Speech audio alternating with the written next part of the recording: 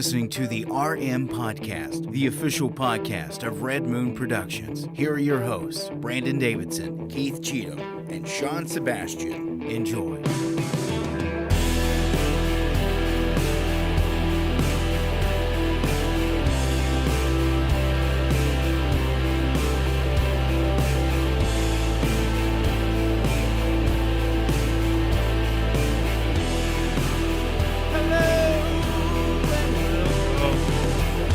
The Red Moon Podcast. I'm one of your hosts, Brandon Davidson, alongside our normal new host, Sean Sebastian. And he is not here this week. Mr. Cheatham is taking the week off. He's being lazy. He didn't want to come tonight. He said, "You do the show. I don't feel like it." Yeah, he's faking sick. He's faking it just to get out of coming and doing the show.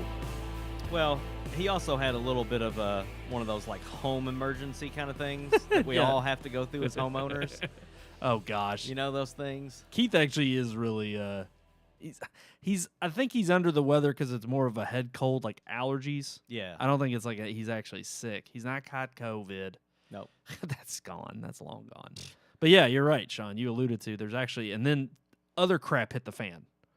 He was dealing with his head cold, and then more crap hit the fan. And now the fan's not turning, and he has no air conditioning. That's so true. Yeah, his AC, right in the thick of summer, starting to get into the hot months. It's just going to get worse from here. Yeah. And his AC decides to just Yeah. crap the bed. But you know, he's got good parents that are old, but they still come to help. And Good come to the neighbors too. rescue. Not State Farm. Nope, no khakis. No khakis. Nope. But I think he'll be okay. I think he will be too. Fork out a little bit of cash. It sucks. It's but not a whole one of those lot. things. We're No. hoping. No, thank God it's not. And they're saying there's some rain coming, so that might kind of That'll cool things things off a little bit. Yeah. It's But- just what I've noticed and I've hated in the last couple of days, been sticky, been hot. It's been hot. Nasty, Yeah. humid. But that's the thing I hate about summers, if you don't have that air to. We're spoiled. Yeah, we are. I mean, seriously. We really Me are. and Brian ran over to his house to bring him some food real quick, and when we got back, we were outside talking to him, and we got back in my van, and I left it running in the driveway because we weren't going to be there for but a few minutes. We jumped back in the van, and it's like 70 degrees, and the air's blowing, and we both just went, oh. It's like, Keith, man, come on over here, you feel this for a can't little even, bit. like be outside for a few minutes. Well, you said so his parents, while they're waiting to get the part, Uh-huh. because obviously they can't get it tonight. Yeah. But you said his parents brought him a window unit. They brought him like one of those portable roll around inside ones. Okay. So he doesn't have to put it in Yeah, his he's window. gonna- Oh, that's good. I think it vents out the window Okay. with a hose. That makes sense. Kind of like Okay. the thing that we rigged up one year in here. Oh gosh, that Except was much god awful. nicer. But yeah, he's was terrible. And this is what I think is so cool. He's like, I would be putting that sucker in my bedroom, right? Yes, He's putting it in his office So he can that he work. can work comfortably. that's insane. That's the perfect work ethic. That's right. Ethic. Hey, if you're listening, Ethic. I don't want to name drop your all's employer. Y'all actually work for the same company. yeah. But I will say that, hey, give the guy a raise. Mm. Come on, he's busting. That's right. He's working in hot. No, I mean, you all said it was like 90 degrees in his office. That's what he told you. That's what he said. That's insane. 90 Yeah. degrees, the man's slaving away. I know. His glasses are in there fogging up. How's he supposed to see? I'm just sitting there. I'm thinking of Airplane when he's sweating and it's just Yeah. like buckets pouring Yeah. down his face. I always think of Dennis Nedry in Jurassic Yes. Park when he's like wiping the inside of his glasses while he's driving yes, the Jeep. Yes, and then yes. look what happens to him. He gets eaten by a freaking Dilophosaurus. Yep, and you wait, Keith. You're gonna come out of your bedroom and boom, there's one. Just beware of it, man, Yeah. because he's gonna be sleeping down in the basement because Yeah. it's cooler. Yeah. That's where they live. But even though he's not here, he still blessed us with a review. He did. And We got of course, a huge review. yeah. It soared at the box office. Oh, It's gosh. gonna be. it's dropping bombs instead of bombing at the bomb. No, that was I bad. like no, I forget that. that was good. It That was started out bad. great. It was had up there. 2 cigars and a cup of coffee. I'm starting to like. Hey, we need it. We need all the energy because Keith hasn't graced us with his presence. We need right. extra energy. Here, I'll do it. Woo! That's exactly what Keith would do. That's a Keith move. That's it. That's straight up. Keith, straight up. And now Edie's even coming over to She's jump coming on to you. Get on me now. That's what she Okay. does. So, what movie are we reviewing? Of course, the big one on the block this month and week. I don't. I can't speak. Neither one of us can. I just haven't had my coffee yet. Wow. The big one. Well, I guess it is probably the biggest one of the month of May. Oh yeah. No doubt. Memorial Day weekend. And it's been the biggest of Tom Cruise's career. But that is, of course, War of the none Worlds. other. No, bigger, bigger than that. Bigger than Okay. that in terms of debut. Yeah. This is the top, which granted, inflation doesn't. It helps everybody's numbers in the short term. Yeah. But you just have less in your pocket. Anyways, that movie is none other than, yes, Top Gun Maverick.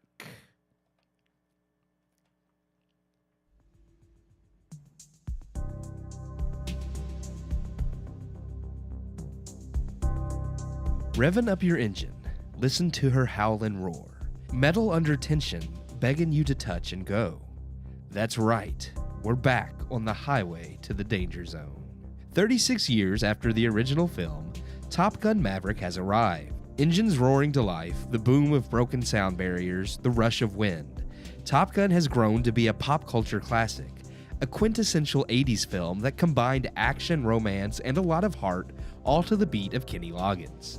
Top Gun Maverick manages to fly right back into the danger zone without missing a single beat. Directed this time around by Joseph Kosinski, as original Top Gun director Tony Scott passed in 2012. Produced, of course, by Tom Cruise, with Jerry Bruckheimer returning, they are joined by Christopher McQuarrie, who also co-wrote the film. Picking up in real time some 30 years after the original, Maverick, again played by Tom Cruise, finds himself in hot water for once again playing by his own roles. He is sent back to Top Gun as punishment, this time, however, as an instructor tasked with training 12 hand-picked pilots, all the best in their class, for a dangerous mission with parameters no modern pilot has had to face. Amongst this class is Lieutenant Bradley Bradshaw, played by Miles Teller, callsign Rooster, the son of Maverick's deceased partner Goose. Rooster and Maverick come to heads over their past, and Maverick must find a way to give his students the conviction needed to fly their mission and survive. Top Gun Maverick is hands down one of the best modern sequels to a decade or older film I've seen. With Hollywood stuck on the current trend of creating modern sequels to older movies, many feel like cash grabs banking on cheap nostalgia, or otherwise carbon copies of their predecessors, including plot points only for the sake of nostalgia. If Top Gun Maverick commits any sins in this regard, it's that a lot of the framework of its story is the same as the original. Yet while the movie is built using the same bones as the first, Top Gun Maverick doesn't feel like a cheap gimmick or unnecessary addition. It actually has a fitting story worth telling. Characters are still themselves, but don't feel like caricatures or archetypes. Maverick is still Maverick, but he's a 30 years older Maverick, more seasoned with a cockiness he's now earned. Many new characters fit the mold of their predecessors, with Rooster filling the hole left by Goose, and newcomer Hangman being an obvious fill-in for Iceman. Likewise, there are scenes that are obvious callbacks to past scenes, such as the football on the beach scene taking the place of the original volleyball scene. Even certain plot beats fall in line with the original. Despite all of this, however, these things feel natural to the story, creating parallels between the two films that are intentional, as the crux of the story is built around Maverick and Rooster's relationship, and what happened to Goose in the past. The parallels offer us not just nostalgia, but a contrast of just how much has changed in Maverick's world these last 30 years. Simply put, it feels true to life. From the very start of the movie, Kosinski pulls you in, and you know you are watching a Top Gun film. One can see the care taken to bring this film to life, handling plot points such as Val Kilmer's Iceman, Rooster's past, the introduction of Penny Benjamin as played by Jennifer Connelly, and even Maverick's storied career and how he winds back at Top Gun with simplicity yet believability. The weakest point is the rhino in the room that Jennifer Connelly is obviously not Kelly McGillis, and those wanting answers on what happened to her character will be sorely disappointed. However, how they handle Penny's introduction and history with Maverick is fitting to the film, with the only downside being moments that are obvious nods to the first movie that don't quite land, since Connelly is not only an entirely different actress, but a different character, making callbacks to Maverick's romance in the first a little odd. Ultimately, Top Gun Maverick knows what it is and knows the story it set out to tell. It delivers in the spectacle and dogfights audiences expect to see, but it also delivers on the story, emotion, and heart. If there's one thing I love most about Top Gun Maverick was how it matched so much of the heart of what made the original. 3.5 decades later, Top Gun Maverick is a worthy sequel to an iconic film. That's why I give Top Gun Maverick 3.5 stars. Woo! 3.5 stars. Yeah, I thought I was gonna be higher than Keith. Oh, 'Cause well, I gave it 3.5. I'm sorry. I was gonna turn that into a terrible pun. Do Like, it. No, I couldn't. I can't. It was gonna be something. Can you take me higher? Is what I was gonna start saying. It was gonna be bad. It was gonna be real bad. I'm not. It's Okay. not worth it. Well, So let's continue on. yeah, okay. So What did you 3.5. think of it? Oh, well, I thought it was a great movie. The 86 one, right?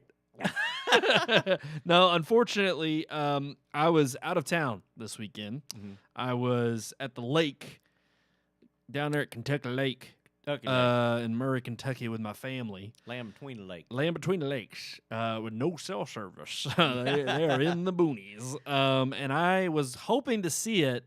They have one little theater down there in Murray, Mhm. and I even screenshotted all the show times.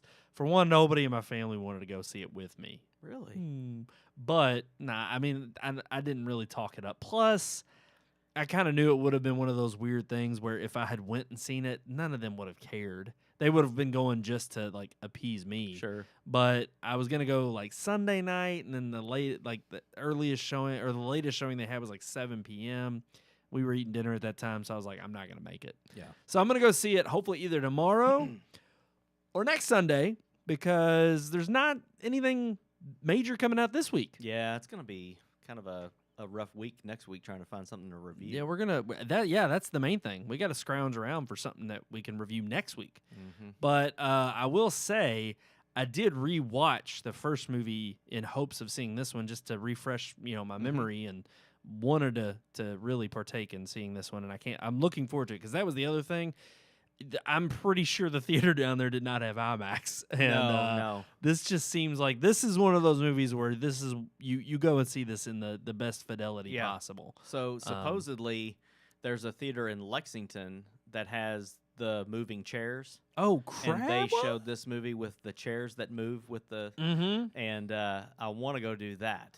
But That's know- like a freaking theme park. I don't know ride. what the name of the theater was, but someone in my Sunday school class, they went and saw it in this theater. Did they like it? And they said it was spectacular with the chairs moving with the planes and stuff. So I mean, look, I'm just good for that's a crazy. a 15-minute ride at Kentucky Kingdom like that. Yeah. I don't know if I could sit through 2 hours. Yeah. Of Now, a movie I like that. think it is only when there's certain scenes. Okay. But they mentioned that there's a motorcycle scene where the chair vibrates, and when he leans on the motorcycle to turn, the chair does shift. It's like a PS5 So it's haptic feedback. Really freaking cool.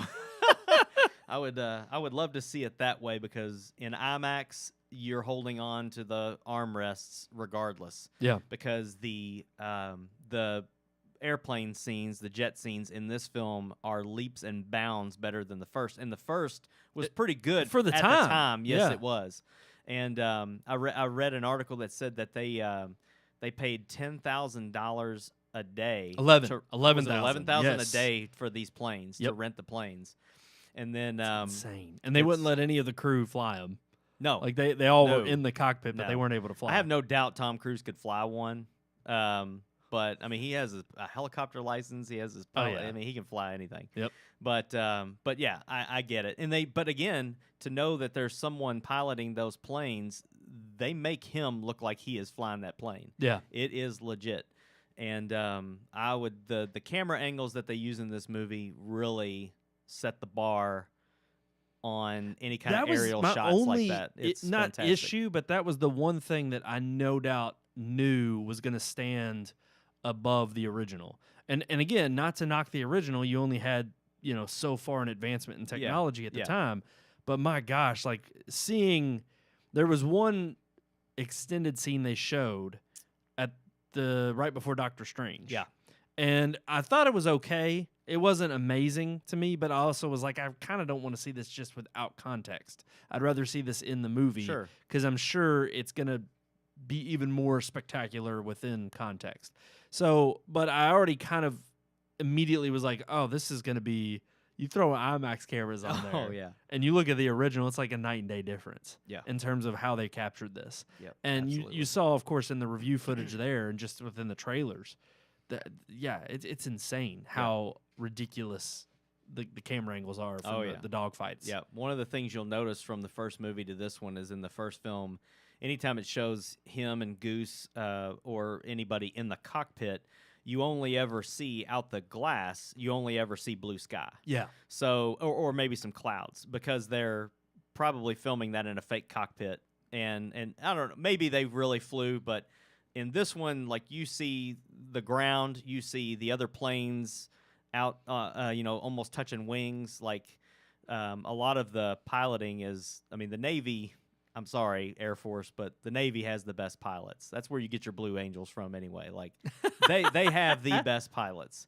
And it shows, like, they really showcase the air superiority of the U.S. Navy in this movie. It's a very pro-America movie, I felt like. Yeah.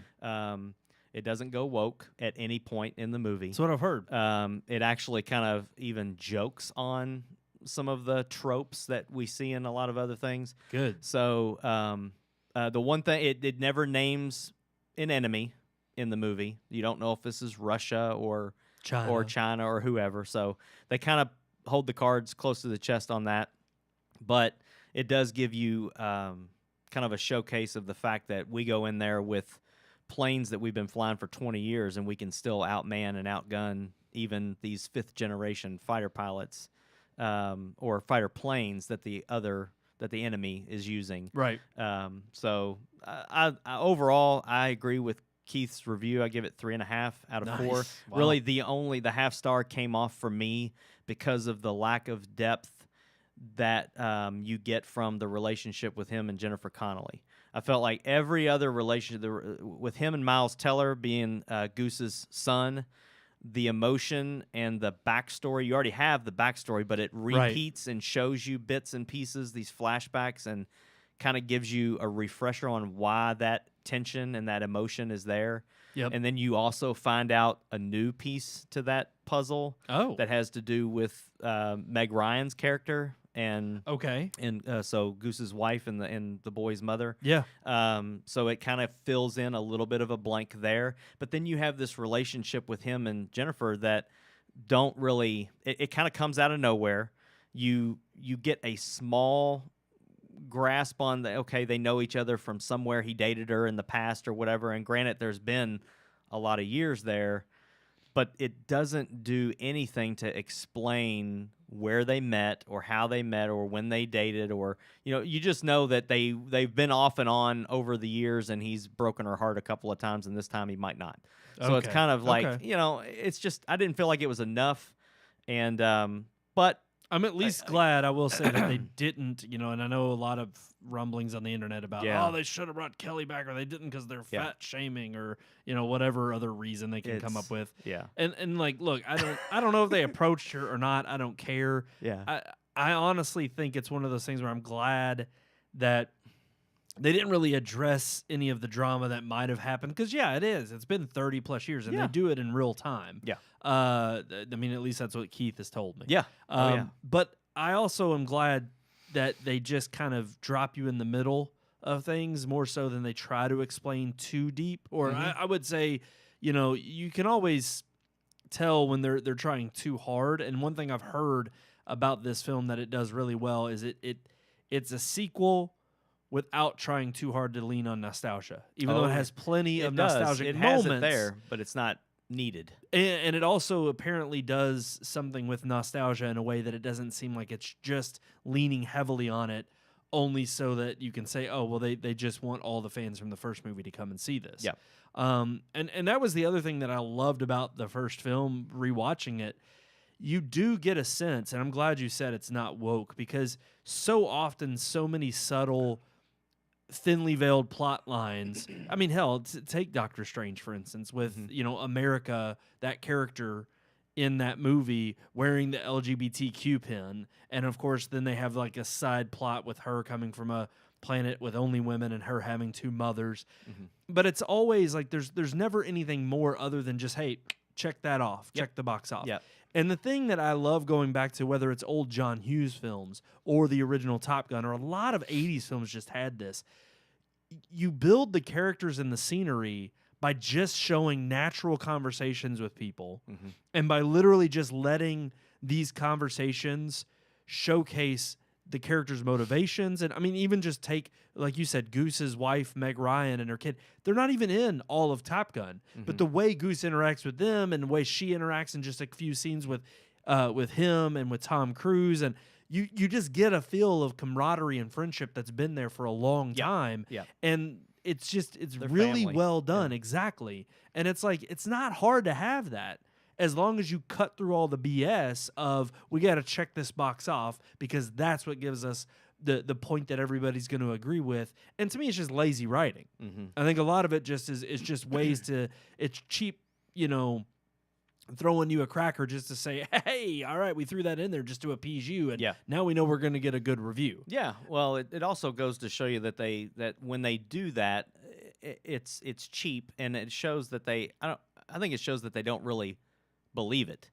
If they're not going to give it the time and give it the depth to do it justice, then it shows that they don't really believe it. They're just, like you said, they're checking off a box. Right. And this movie doesn't do that. And in fact, I shared an article with you all about the bomber jacket and the patches. Okay, I want to get there. Okay, is that one of the headlines? It's one of our headlines. Okay, we'll wait. And actually, it's funny because it kind of segues our review of this movie into our headlines. Okay, because we talk about it soaring at the box office, which we've already hinted at. Yeah. So why don't we just transition? That's cool. Let's go. Let's get right into our headlines for this evening.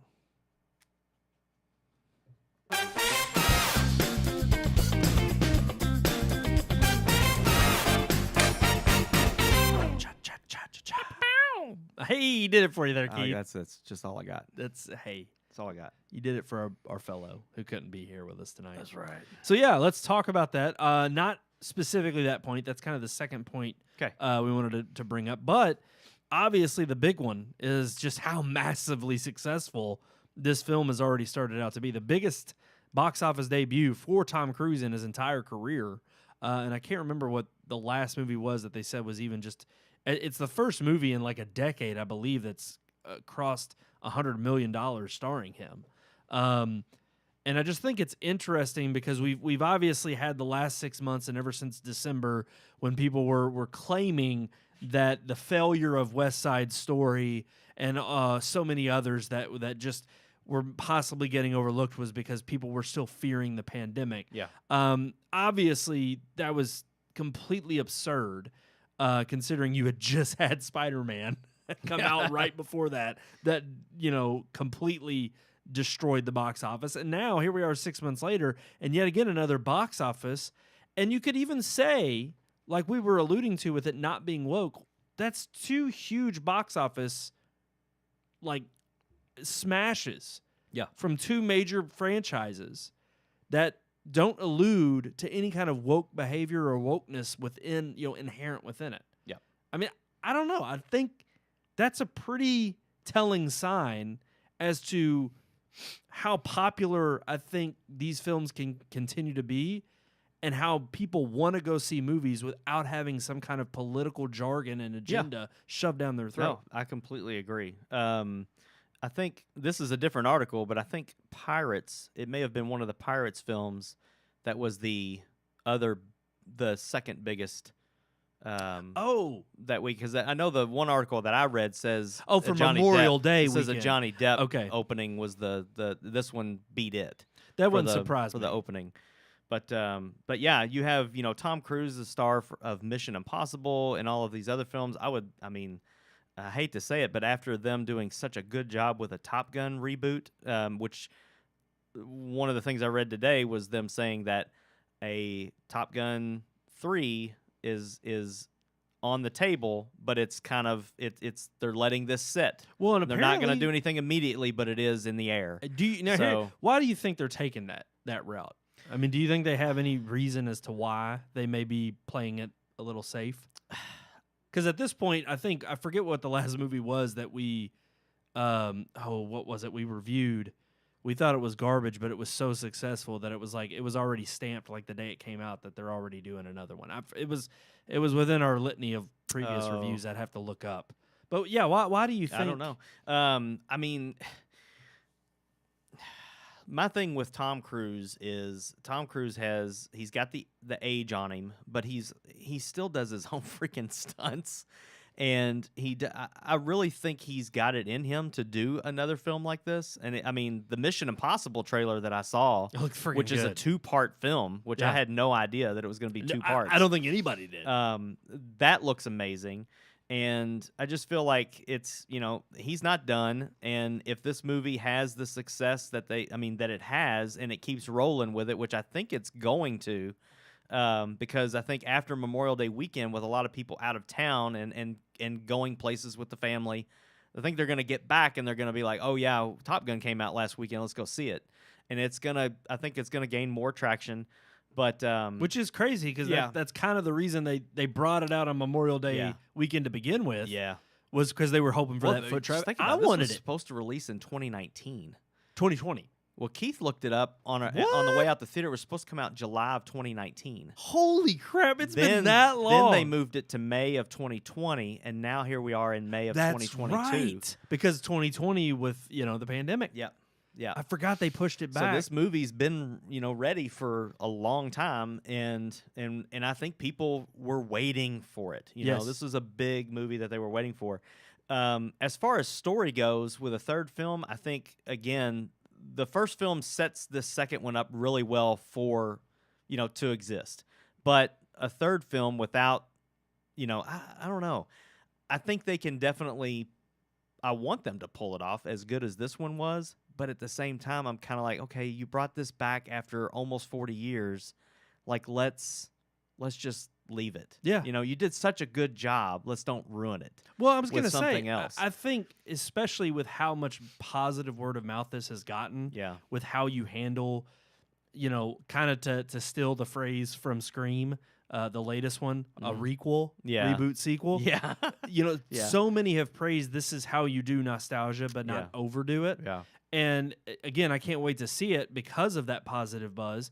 But for me, I'm thinking in terms of, look, with everything else having the chatter of becoming a franchise, we don't need everything to be a freaking franchise. That's right. Yeah. And I'm okay with you tapping back into something. Again, it seemed like everything just meshed with this. I mean, even hearing reports of how Tom Cruise did not want to originally do this film, I'm always fond of hearing people who say, look, no, that was for that decade, for that time period, let it be its own thing. And then somebody comes in and says, no, wait a sec, give us a chance. And if we sway you in terms of, the idea and we can get you on board, just give us a chance. Yeah. Ghostbusters is a perfect example of that. You had them come back and try to do this reboot, and it got nothing to do with the all-female cast. It just sucked. It was terrible. Yes. But again, that was one of those films where all the main characters were like, I'm not doing this unless it's a good script. I don't know how they got Dan Aykroyd and Bill Murray to come back for that Ghostbusters, what'd they call it? Answer the Call. Yes. Or whatever. I don't know how they got them to do that, but with them waiting and letting them look at the script and approve things in the script and help with that, like, that's why you get Afterlife, and it's such a great follow-up to the first two films. In fact, I think it almost bypasses the second film and just relies heavily on the first, which was the best anyway. True. And as long as they bring back an IP like this in that kind of a way where they really spend time on it, I'm okay with it. Star Wars, I like the newest trilogy, but I really don't. Even with all the years they had, I don't feel like they gave it enough time to really nail out a story that worked well and that wasn't just nostalgia, because that's what those movies, they go over the top with the nostalgia. Well, and they depend solely on the hype machine that is Star Wars. That's true. They depend on Top all Gun's of a the big. That was a huge movie when it came out. So yeah, the hype is there, but it's a 30-year-old hype. Exactly. Or a 36-year-old hype. And or not whatever. to mention, I mean, you think about it in terms of how iconic it is for the time period it came out and kind of what a career booster it was for even Tom Cruise. Oh yeah. But at the same time, it's still funny to think that was only one movie. Yep. Like, and you still have. It seemed like back then you only needed one movie. Yes. You know, with the exception of Indiana Jones and things that can have multiple stories, multiple adventures, Right. to say. But, you know, a film like Top Gun, Days of Thunder, another great Tom Cruise movie, only one film. Like, it didn't need a sequel. Right. And again, if they wanted to come back and put him in a NASCAR again, I'm okay with that as long as they Days of do it like Thunder this. Days of Thunder 2. Only if he's racing Ricky Thunder Bobby. Rolls. I don't know what the hell they call it. But still, like, if they could, you know, come up with a story and make it fit the way this film did, I'm all for it. And I'm all for a third one if they can, you know, if they can keep that momentum. But I just don't know if I want to see a third one. Right. I don't know. Well, and it was funny because indecisive right you now. brought up how the first one definitely set it up great for this one. But, I mean, I would agree and disagree. I would agree in the sense, because I haven't seen this one yet, Sure. that you could easily catapult off of that one. But I would disagree in the sense that because I haven't seen this one, it ends in such a way that you don't need anything You don't. else. No. Yeah, I mean, literally, it's like him and Kelly McGillis go off and boom, that's it. Yeah. And he's done. And Yeah. that's, you know, he's gotten the rank he wanted. He's gotten the respect, and it's like, hey, story's over. That's it. Yep. I like how they incorporated, you know, because even Keith was telling me about how they tie Jennifer Connelly's character in from the first movie, as even though it was just a one little throwaway line. Mhm. And I'm like, that to me is the kind of care and attention to detail that you want to see when you're even touching a sequel. Yeah. Is, do they actually understand the original material, and are they faithful to it? And I think that's the other problem we have with so many of these reboots and sequels these days, is so often another trailer that dropped this past week, there was a crap ton. Yeah. With that, I forget, I don't know if it was strictly Disney or Star Wars or whatnot, but Willow.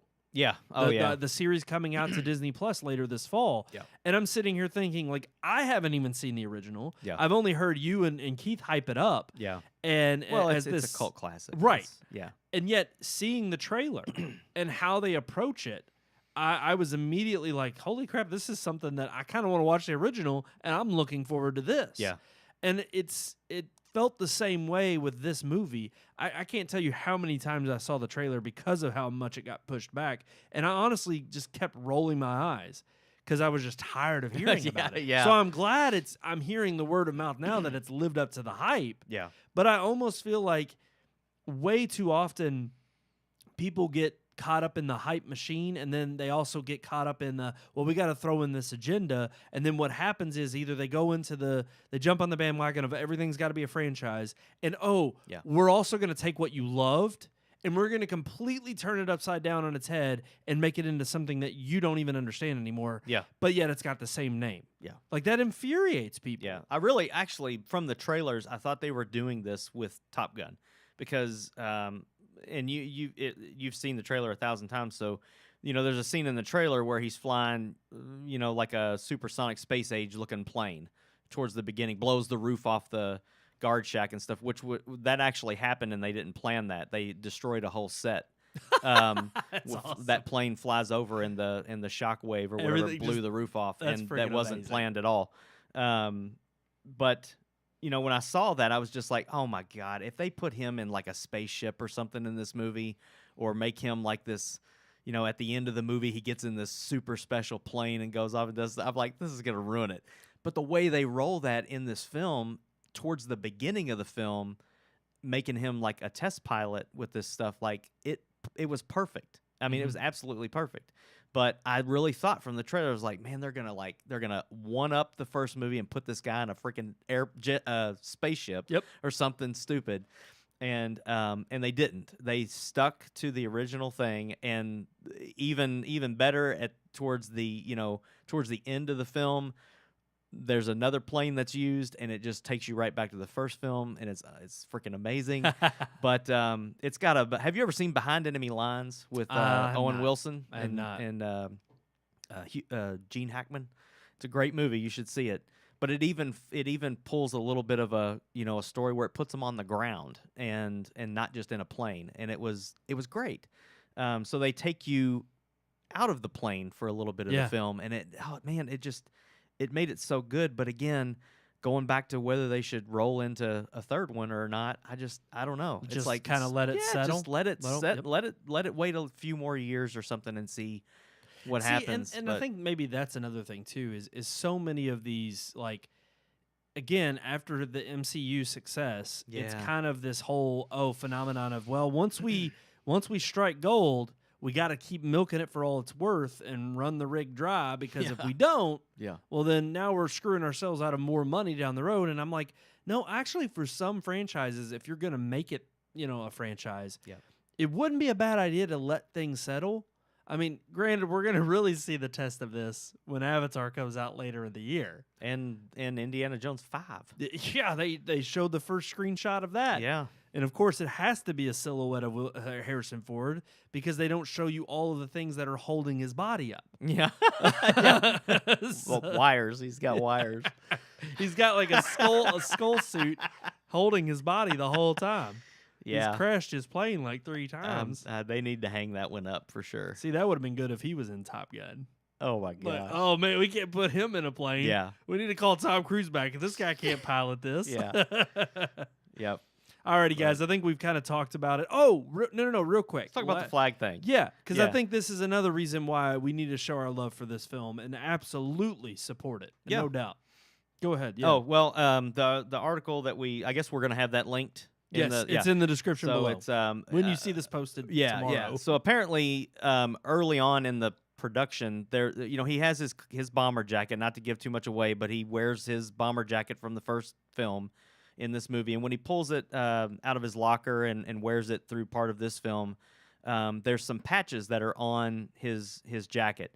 And one of the patches is the Japanese flag. The other patch is the Taiwanese flag.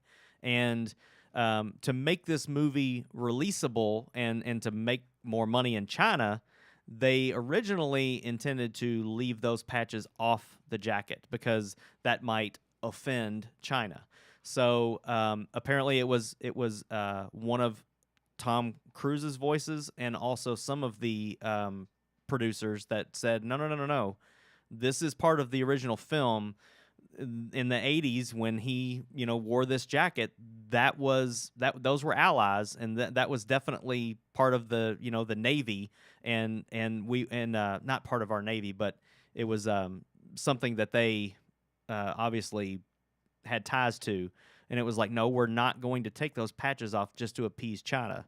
So they ended up in releasing the film with those patches on the jacket. They were going to edit. They were just going to take the jacket scene out, and the fact that they didn't has actually held the release of this film up in China, and it may hold it up indefinitely. Yep. So we're kind of waiting to see how that's going to play out. But if it releases in China, it's going to make even more money. And this is where I no doubt I agree. Yeah. But I think it will be suppressed. I think it will be censored. Yeah. If anything, I think they'll actually try to get them to edit it for release. Oh, no and doubt. I hope that they don't. And I agree. I hope the filmmakers and I mean, honestly, if you have as public a voice as Tom Cruise standing firm, I don't think the company, the production studio, will have the ability to go back on their word and let the Chinese or the Communist Party censor it to the point where it won't release or it will release. And I hope that ends up they stay the course, because at the end of the day, that's another reason why I think we should support this film. And I think that really this is what's being called into question as we move forward throughout, I think, the rest of this 21st century, is when are you going to allow the morality of your culture and your society completely erode for the sake of another country's economic boom just for your short-term gain, but ultimately the complete erosion of your culture and society, your country. Yeah. And absolutely, I think we should stand firm with all of those nations, just like we're doing in throwing our support behind Ukraine against Russia. And especially under the threat. I think I read an article just today that Communist China flew the largest fleet of aircraft they had over Taiwan Taiwanese airspace and broke the Taiwanese airspace. Mhm. So the fact that they're pushing Pushing that boundary. they're pushing that boundary. They're playing with fire, trying to show their might. Mhm. We need to push back in every way possible. And for this movie to be simply, you think it's something simple, but again, this is where it starts. The battle is on the cultural field. That the cultural warfare that is going on, that's where the battle has to stay, and that's where you have to fight fire with fire. Yeah. It's not about just, politicians in Washington or any other form of world government that are out there trying to pull the strings behind it. The way you fight that is by culturally turning people's, opinions on certain matters and Yep. issues, changing their hearts and their minds there. Yep. And I think I'm going to go not only support this film for that reason, but of course just because, so many good. I've checked out the Rotten Tomato score because I had to post it online. Sure. and Yeah. I've just seen It's up there. it's Was it it's way up there. 89 or? Oh, is it's it- like is it 96 now. Yeah. Okay. 96, and audience score is like 98. Yeah. That's amazing. It's crazy. Yeah. People are loving this. Yep. I'll say too, real quick. There was a post in the movie talk Facebook group that we kind of follow and post things in, and these guys were talking about how they believed, and it's this completely speculation, but they actually went to the trouble of pulling up pictures of Chinese fighter jets, and they showed pictures from one of the trailers where it shows one of these fighter jets. And they're like, that's the same plane. So they are actually speculating that originally China was going to be The a enemy. named enemy, and then that possibly they just decided to go ahead and just make it an unnamed enemy as part of that not to offend kind of thing. And it's not something that's new. There was a remake of a great 80s film called Red Dawn. Yep. And the remake was terrible, but in the remake, it was going to be communist China Yep. that invaded America. They made it North They made Korea. it North Korea because at the time, North Korea was somebody that we weren't kowtowing to. And they were like a solid threat, and it was like, well, we can do that, and who cares if they let Right. us. Well, and we release the already know movie. they're going Yeah, to they're not censor gonna the do it. hell out of us anyway, Right. so they're not going to. So they changed don't it from care. China They- to they- North yeah. Korea. Yeah. And so it's not the first time we've seen stuff like this, but at least, if there is this little glimmer of somebody taking a stand, I'm all for it. And Absolutely. Yeah, I think the more films that do that are going to have success like this. Oh, no doubt. Yeah. And I think that's the other thing is yeah, exactly.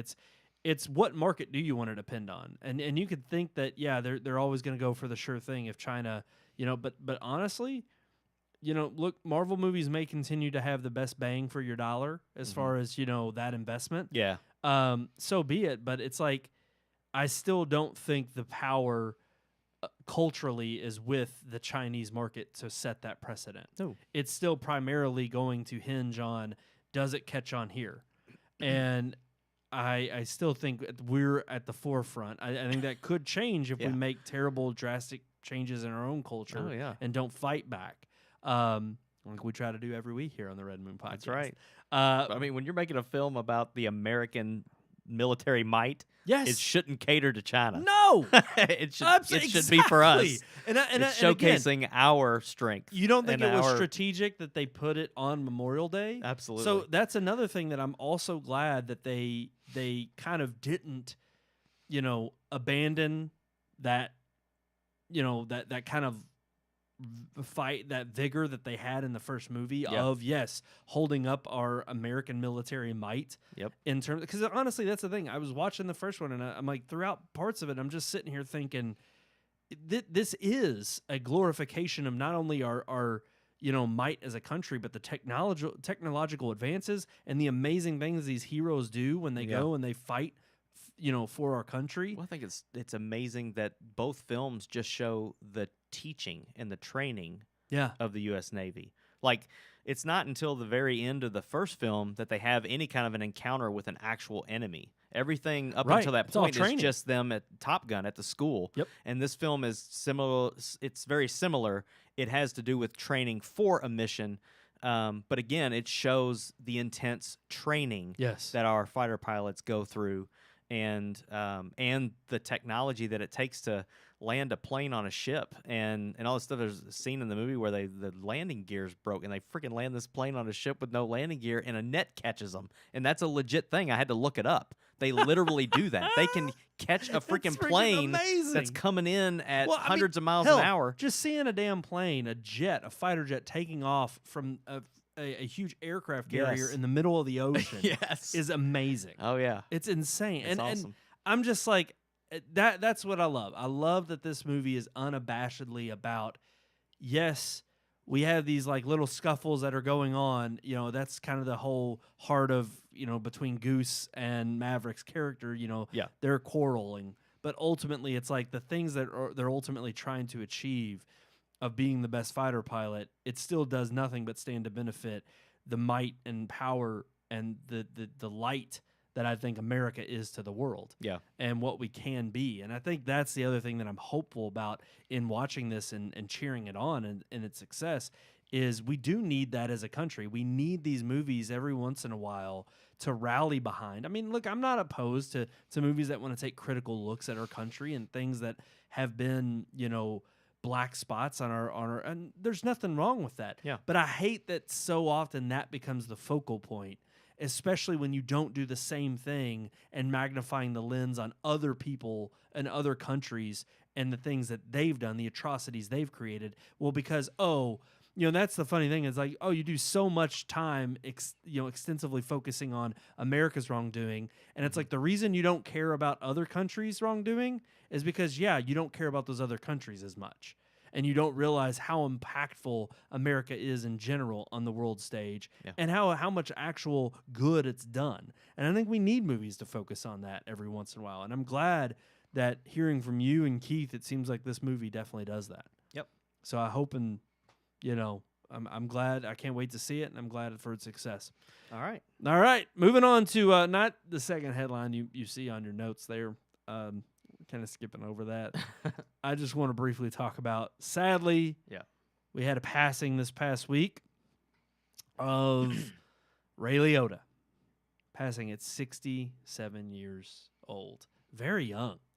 And absolutely, completely, I think, threw everybody by surprise. Unexpected completely. Died in his sleep. Mm-hmm. I don't know. I think the article I leaked to, I'm not sure if they've come out with any more statements as to the cause of his death. Obviously, you've got to think it's health issues because 67 is just too young. Yeah. I mean, I'll be honest with you. Even in the latest thing he was in was he was in Amazon's show Hannah. You know, that was a movie, and I think it's based on a book series. But he was in the series on Amazon, which is very good. But he plays one of the higher ups in the CIA. That's kind of a bad guy, and he looks terrible. Like, I mean, really? just age and health wise, he looked really bad. Yeah. So I don't know if there was anything playing on that. And then of course he was in the Netflix. What was it? The 3-hour Scorsese film. Oh, what was that? The Irishman? The Irishman. Yeah. Wasn't Ray Liotta in that? I don't think so. I thought he was. If he was, then I just don't remember him, sadly. I know it because he was in, everybody knows him from Goodfellas. Yeah. But he might have been in that. I don't know. Maybe I'm wrong on that one. But I know in that show, that was the most recent thing from about a year ago. And, man, he looked bad. So I don't know. I don't either. I'm looking up right now to see what his, if he was in The Irishman. I don't know. Obviously, yeah, you know, everybody knows him from Goodfellas. But let me see here. Oh, yeah, it does have Hannah on here. Well, and that was actually the Many Saints of Newark that just came out. He was in that. Okay. That's the one about he was in Sopranos. Hubie Halloween. I forgot he was in Hubie Halloween. Who did he play in that? He was I think he was the main. Was he the main baddie? I don't remember. Crap. I don't know. I'm looking at the poster now to try to see if I can see pick him there. out. But he was the principal, I think, of the school or something. Oh, I can't. Yeah, I do remember that. Because I thought he was I freaking hope they make another hilarious. one of those. To be honest, I with actually do too. It really wasn't that that bad. could a use a movie. sequel. It was pretty funny. He was in Marriage Story. I forgot about that. That was a good movie. good indie flick. That's out on Netflix. Yeah. Well, and that was that based on the article that I linked to. No, I don't think he was in. He wasn't in that. He wasn't I in was The wrong on that Irishman. one. I know he was in Field of Dreams. He played Shoeless Joe Jackson in that movie Yeah. with What? Oh, crap. trying to look it up. I'm trying to think of the. I'm drawing a blank here. Kevin Costner. Jesus. Oh, yeah. Okay. Yeah. Yeah. Who also? Yeah, who's in Field of Dreams. Yeah. But no, it's funny because the article that I linked to specifically was talking about how he was on kind of a resurgence. That obviously he went through, I guess, years of I don't know why he fell off the map. But really, it's like he's only been recently popping up in newer things as of late in the last few years, and it was nice to kind of see him as a return because everybody knew him as that standout role in Goodfellas. Yeah. I remember, I want to say he was the voice in GTA Vice City when that came out. He did forgetting the character's name, but he was the lead in Vice City when that first dropped. And I don't know, it's sad because I think for someone like that, especially who you get your start so late in acting, then you kind of have a decline, and then you have like a resurgence, like you're coming back. Yeah. And then for it to just kind of health issues or whatever it might have been take you out. Yeah. It's very sad to see, a career that I think could have easily landed him back in the good graces of Hollywood, kind of a resurgence path like Robert Downey Jr. Oh, I think I no doubt think he had that kind of talent. Yeah. And it's really sad to see that we're not going to see many years to come with work that Ray Liotta could have delivered. So unfortunately, very shocking and just out of nowhere. Nobody expected that and saw that coming. I think we're now ready though to. Are we ready?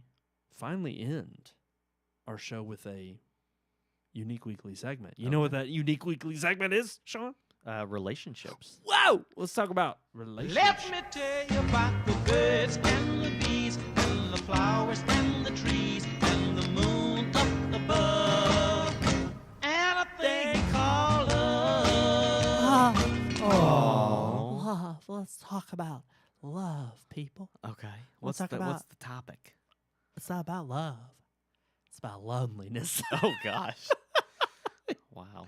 Yeah. I don't. Did you read the? I just now did. Oh yeah. I Well, just we're- wanted to hear you say it. We're lonely tonight because Yeah, it's our very good- fitting. I'm lonely on this side of the table. our good friend Mr. Cheatham got a star there with a shirt. Yeah.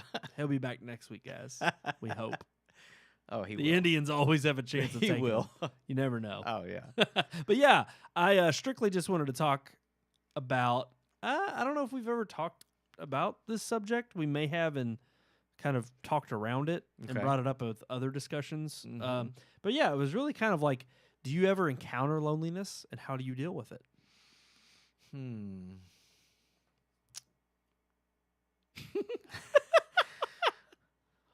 When you know Jesus, you're never alone. I knew it was coming. No, Honestly, no. I was gonna go there. that's serious for sure. I do. I think the question is, it relates to that, of course. But then I will just say, outside of a relationship with God, yes, there's many times in my life when I've been lonely, and it's really funny because sometimes you can even be lonely with other people in the room. It's sometimes you're lonely in thought, or a belief, or a feeling, or whatever. It doesn't have to be like you're not around another person, because there's been many a time, especially at work, when I've felt alone, because I'm around a lot of people that don't necessarily agree with whether it's religious belief or political thoughts or that's anything like that's that. So actually really it's good. I've felt alone a lot there, and even I'll be honest with you, you'll know someday, but even in marriage, you can feel a little bit alone because maybe your significant other doesn't feel the same way you do at that time, and you feel like you're just the only one that feels that way.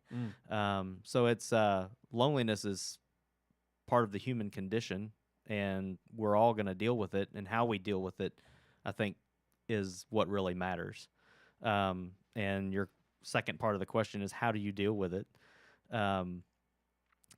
That's a harder question to answer because for me, there's times when I've felt lonely, and sometimes just keeping your mouth shut and being quiet and just being okay with the fact that you're alone and accepting that is a way to deal with it. Other times I pray so that I don't feel alone. I'm talking to him, and I know he's listening. Yeah. And No doubt. and then the other side of that would be to, put yourself in an uncomfortable situation to not be alone. Sometimes you kind of like have to break out of a comfort zone so that you're not alone. But what about you? It's funny, even kind of piggybacking off of that a little bit, breaking a cycle of loneliness. Oh, yeah. Because it's weird. I think we've all kind of inherently talked about it at one point on the show before, about how we are all kind of, we're all comfortable around each other, but out and about, it's like I'm more introverted than I can maybe sometimes have an extroverted day here and there, or if I need to for whatever purpose to interact with other people, but it drains me. And it's like I need days where I'm just kind of by myself and letting my batteries recharge to kind of still be that perky and be that type of person around other people. And so it's in those moments that I don't want to say, again, I agree with you. It's like being alone doesn't necessarily mean loneliness. Yeah. It can, no doubt. But like you even pointed out, and I think that was absolutely true, is you can be in a room with tons of people and still feel lonely. Yeah. Especially when they don't have the same points of view or perspective. And I think not only do we all encounter that, it is how do you deal with it, and of course going back to exactly what you stated, which is prayer. Honestly, it is breaking that cycle sometimes of realizing that God has put people in my life, maybe even for particular times and particular instances, so that I'm not lonely. It's kind of one of those things where He's, you're spiritually being fed, and absolutely, I think prayer is important, but I think too often we will go and seek for answers in prayer and think being completely alone and isolated will help us be more connected to God. And it's like, no. Sometimes God wants you out and about with other people who are in the same bouts of either depression or loneliness. Yeah. Simply not only to aid them, but to aid yourself, because in that isolation, you can easily be swayed into thinking something is from the Father, when really it's from, the anti-Father, the Antichrist, the devil. And I think in those moments, no doubt, he can distort certain things that you believe are coming from God and make you feel more isolated and make you think that isolation's even more of what you need. And I don't think that necessarily helps either. Yep. We were creatures that were made to communicate, and we're made to be in a community with other people. And that's, he knew Adam was alone, and he created a companion. So it's very much the same for everyone. I think everybody is happier when they're with other people. But again, other people also have the tendency to kind of make you feel alone. What about times when you like to be alone? Like you said, that you have your introverted days, like where you're no doubt. Yeah, I remember those days when I was single. but but part now of it you can kind of tell. I don't know if she's come here, pup. It's like when I have you're a not dog, alone. she's just laying she's there. there. She's keeping me alone. She's like, let him be. Yeah. No. And it's funny because I did get a dog, a year ago. Yeah. And part of that reason was because even though I, as you alluded to, it's like I hope to find somebody someday and get married, and I do want a family. Part of that is the drive and the condition of wanting not only to cure that loneliness and build a life with somebody, but it's also a calling of like, hey, that's kind of what I feel like we're also created to do, is to spread that, that seed and Yeah. I know it's Let it go. let it go, let it out in the wild. But I do think that that's another thing that too many people overlook, is it seems somewhat overrated. And I'm like, no, I see other people's complications in their relationships or their families, and I'm like, I actually look forward to someday having that. Yeah. I probably won't in the moment when I deal with it. Sure. But I think far too often people look at, maybe whether they're in marriages or relationships, and they're like, man, I wish I could be single again. And I'm like, no, I've spent plenty of years being single. I don't think you wish you were single again, but there's definitely you could do your own thing. Yeah, without, there's definitely time that you want some me kind of time. And I think that's important. Yeah. Oh, yeah. I've actually felt, there's been times when I've felt kind of selfish about that. Like, it's like, why would I want to be away from my wife or my kids or whatever? But it's like a really good example just this weekend. And we said we might talk about what we did Memorial Day weekend. So No, bring that in. Just bring it in. But I went camping with some other couples and their kids and stuff from church. And while we were there, like the kids, they one of the guys, he took some of the kids away and took them on a walk and stuff, and let everybody else just sit around and have adult talk and all that stuff. And while they were out there, they found a turtle, and they brought the turtle back, and the kids were playing with it and stuff. Well, before we were getting ready to leave, he's like, we're gonna take this turtle back to where we found it. And the kids were like, oh, can I go with you, or can I go with And I remember the guy said, he goes, no, I'll take it. You stay and the kids pressed it. They wanted to go. And he goes, no, I'm gonna take it by myself and have my own time. Yeah. And just that brief, 15 or 20 minutes that he walked this turtle back and dropped it off, I was just like, wow, that's something that I would love to do and not feel guilty or selfish about. And it's like, I'm not the only one that wants to just, no, I've been around all these people. I think I'm gonna go just take a walk by myself. Yes, absolutely. And I loved that. I was just like, man,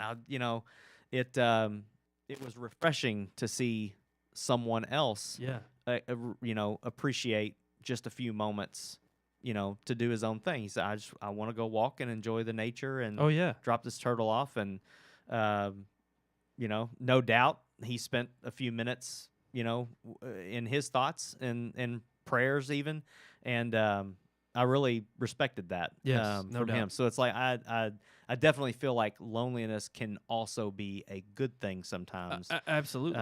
Because again, and as we've already expressed, it's like you're not truly alone. True. And right. I mean, no doubt in my mind, I'm gonna absolutely admit to you need to be in communion with God. You need to have those moments where you're prayerfully talking to Him. A lot of times at night, there's times now even. It could be at night before I go to bed. It could be just honestly walking throughout my house, whether it's down the hallway, pacing back and forth and mulling over things. And I'll admit this, it's weird, but I think most people do it anyway. But, I talk to myself all the time. Yeah. And I honestly view it as not talking to myself, but talking to God. Listening, because I feel like, it's kind of getting things off my chest without having that other person there. And, I agree. It's like I look forward to sharing those thoughts with somebody that I love someday, that I'm building a life with, because no doubt, who you choose to build your life with. And, it's so funny how I think the position that I used to hold for finding the one was thinking I was going to meet this person and they were going to have to check off all these boxes. And as I've gotten older, I've realized how much of it is, no. Part of them becoming the one is the life you build with them. It's not this crap of I'm waiting for the right one. Yeah. It's, okay, you have to have certain foundational issues that are non-compromising. Like I've said on the show before, it's like, they've got to be a Christian, conservative, and want kids. It's like those are three pretty critical pillars. Yeah. And so many of the other things are kind of, we can debate to a certain degree. But it's like, ultimately, you're not going to find this perfect person out there of who you're waiting on. And so many of the memories, and I think you can maybe attest to this with even, you and Amelia have been married for what, 12, 13 years now? 15. 15 years. Yeah, gosh. In a week. In a week, 15 years. And so in 15 years of marriage, it's like, obviously the things you know about her in year 15 probably don't even aren't nearly what you knew in year one. Probably even when you were dating. Yeah. It's like all those aggregated years of just living and breathing life together and having 2 children together and raising a family together have no doubt brought forth times of trial and tribulation. Yeah. But at the same time have grown you even closer because of that and what the storms you have weathered. Yeah, you don't make it 15 years without that. Right. You know, without the going through it and coming out on the other end. Right. So, no doubt. No doubt. And I think ultimately for me it's I look forward to that. But it was like, okay, in my time of waiting, I got a dog. But I even tell my parents all the time, we joke around whenever it's like Father's Day comes up and we celebrate with my brother-in-law and my brother and my dad. And they're like, well, we joke around, well, you have a dog. I'm like, no. Yeah. Does your dog get you something It's for like, Father's Day? Yeah. She throws up on the carpet. Get you diarrhea. She just does that any day. Like every day's Father's Day. Just poops in the house. But no, I think it's funny because I'm not one of those that I don't equate having a dog to being a father. It's not the same You're not a thing. dog dad? Nah. I loathe that term. Dog dad. Dog Dogs are not the same Nope. as children. They No. are not. And They I can love teach you my some pup. responsibility. But, Absolutely. But not in and, nothing in comparison. and one of the things that I enjoy, I will say, it's like when I get a notification at work and it's like I know there's movement in my kitchen. Yeah. And I know she's up from one. I got to tune in to see what the hell she's doing. Yeah. Because it could be tearing up something. Could be. But it is nice to come home and there's a happy little pup that is waiting and wagging their tail to see you. And it is nice and it's comforting to have that at home. Is, yeah. It's not completely isolated. But yeah, she doesn't substitute for That's right. a child or having a wife. Yeah, exactly. So I told my parents when I got her, I was like, don't worry. Don't call me a dog dad. And don't worry, I'm finding Mrs. Right still. That's right. She's still out It's there. funny, though, that you got a female dog. Well, I grew up with a female dog. They're easier. in No, my I eyes. I agree. I agree. To an extent. I think. Well, because you got the Lando. one girl dog we had, she had attitude and she was stubborn as freaking everything. And she is too. But she was nowhere near as wild as the male dog. So I will say that as wild as your dog is, she is actually starting to calm down. I think mine's still got like 3 or 4 more years before he's Well, going to everybody chill. who I talk to tells me that when I tell her she's only like a year and a half, they're like, oh, wait till she's 3. Then that's when it'll start to settle. Yeah. And I'm like, she's kind of getting into a routine. But that's another thing that I think will be interesting is when I do get married. It's like She'll settle down too eventually. and it. Well, hey, 3 or 4 years, she'll settle down. Hey, I've told you on the show. It's like order, abuse. Yeah. Okay? Yeah. Yeah, I'm sure that'll get me a lot of points. That will. A lot of females out there. Yep. Yep. Oh man.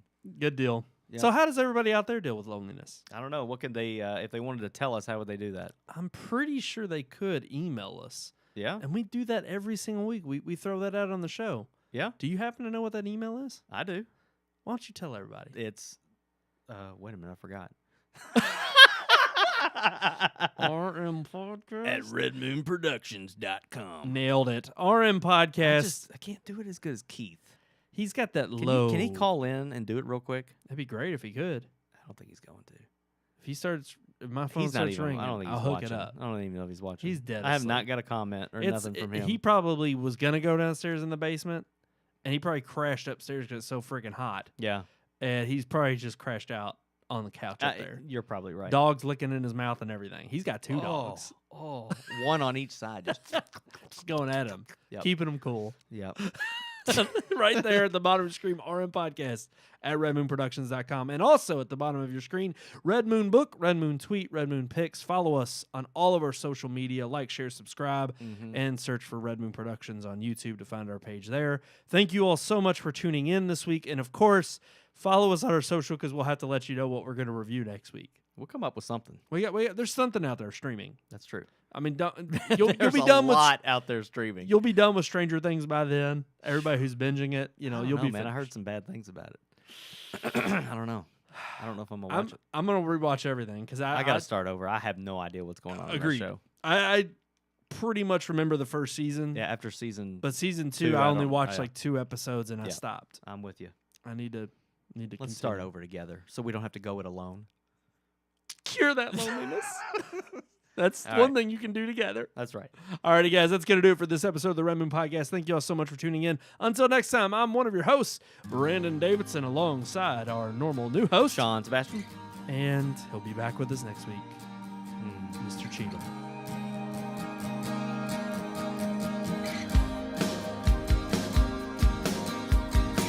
We hope you enjoyed this week's episode. For more reviews, previous podcast shows, and everything Red Moon, visit our website, redmoonproductions.com. You can also like us on Facebook or follow us on Twitter by searching for Red Moon Productions, LLC. We'll see you at the movies.